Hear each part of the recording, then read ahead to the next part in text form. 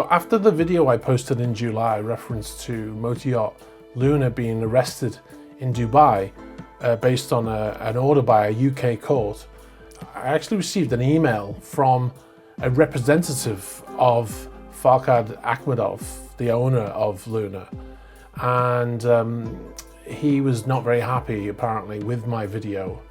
I'll read the statement in full and then we'll discuss it. We represent Farhad Akhmedov. Your YouTube video title is wrong and misleading, and the narrative also contains serious errors. No judge has ever given SuperYacht Luna to ex-wife. It is being held in Dubai as part of a worldwide freezing order the UK British High Court is seeking to impose on Farhad Akhmedov's assets. He is contesting this freezing order and expects Dubai court shortly to release the yacht, which is owned by the Akhmedov Family Trust. The title should read, Shariah Court Battle over the $500 million super yacht at centre of Oligarch's divorce battle. Wrong also to say in video narrative that Farhad was ever a resident in the UK. He was not. He's always been a Russian citizen and still is.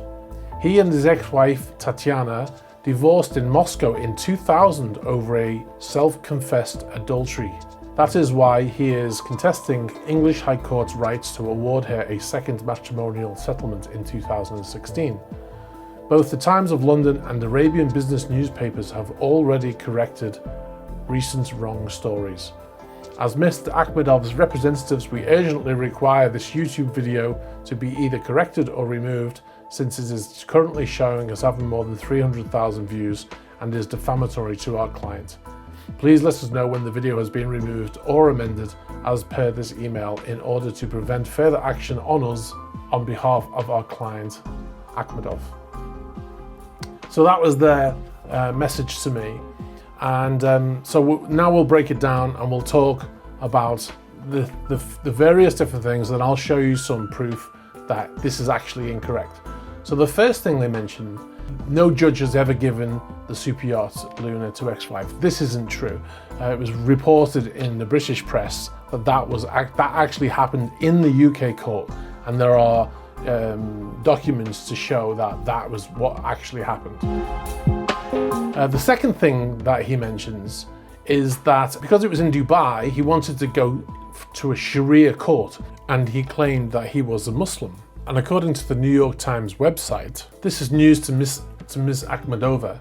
In her first ever interview, which took place recently in the office of a public relations firm, she said she had never seen her ex-husband kneeling on a prayer rug or going to a mosque other than at a tourist site. And she said, apparently, because he was born in Azerbaijan, he's a Muslim. One of the things that the super yacht did have, in 2015, the super yacht actually hired a security company that was made up of ex-Israeli Defense Force professionals. So people who'd served in the Israeli Defense Force and were all Israeli citizens and also Jewish, were hired by Akhmedov to secure the vessel. In 2015 and 2016, that was the case.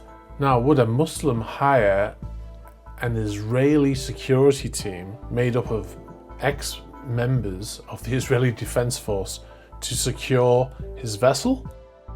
One mistake I will acknowledge in the previous video is that I said that Mr. Akhmedov was a UK citizen, and that was incorrect. He was a non-resident who never became a British citizen. And the reason why they do this is because they want to keep the British tax collectors away from their money. So they limit the number of days they stay in England to a maximum of 180 a year. More recently, it's been the number has been reduced to 90 days. If they stay in the country for less than that number, they're not liable to pay tax. Ms. Akhmedova is also a British citizen. She has dual citizenship, and she and her children have British passports, and that's why they fall under UK law. The next thing that's incorrect is that he says that he divorced his ex-wife in Moscow in 2000.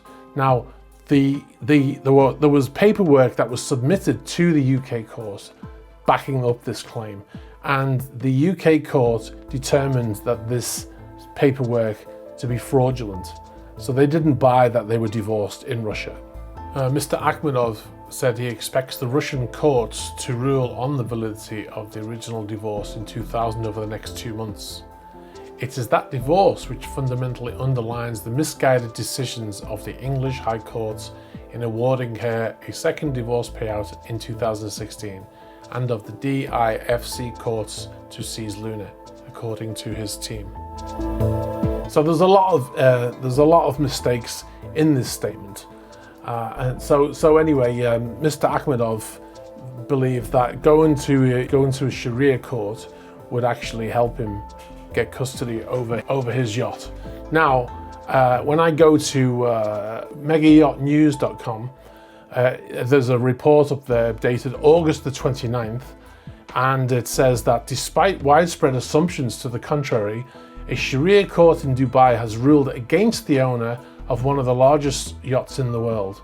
The court states that the SuperYacht Luna belongs to his ex-wife. So I'll place the link to this article if you want to read it all below. Okay, so where does this leave us? So Mr. Akhmedov said that he was going to get proof from the Moscow court that oversaw his divorce to Ms. Akhmedova in 2000. At that point in time, that was in late August, he said he would get proof. And on the 21st of October, the ArabianBusiness.com posted another article saying that the Oligarch was a step closer to losing 585 million divorce battle. And in that article, it says that during an early appearance in the London court, Akhmedov's lawyer produced official, in the quotes, documents confirming the Russian divorce. But in the London ruling, the Judge Charles Hayden Cave suggested the Moscow documents were at all material times forged. So the Moscow court upheld a decision by a lower court that dismissed an attempt to prove the existence of an earlier divorce proceedings in Russia. Akhmedov failed to submit sufficient and credible evidence, the lower court said in its earlier judgment. A lawyer for Tatiana Akhmedova said the only divorce granted to Akhmedov was that finalized in London in 2016. The Moscow City Court's decision is closing the net on his increasingly desperate attempts to avoid accepting the reality, her lawyer said in a statement. Akhmedov said in a terse text message that despite the rulings, the chance of his wife collecting the full judgment was 0. He said he planned to appeal the Moscow ruling to Russia's Supreme Court. A spokesman for the billionaire said Akhmedov will continue to resist the English judgment using every legal means at his disposal, in whichever court in the world his ex-wife and her army of expensive lawyers may try to enforce it. Okay, so that's where we stand.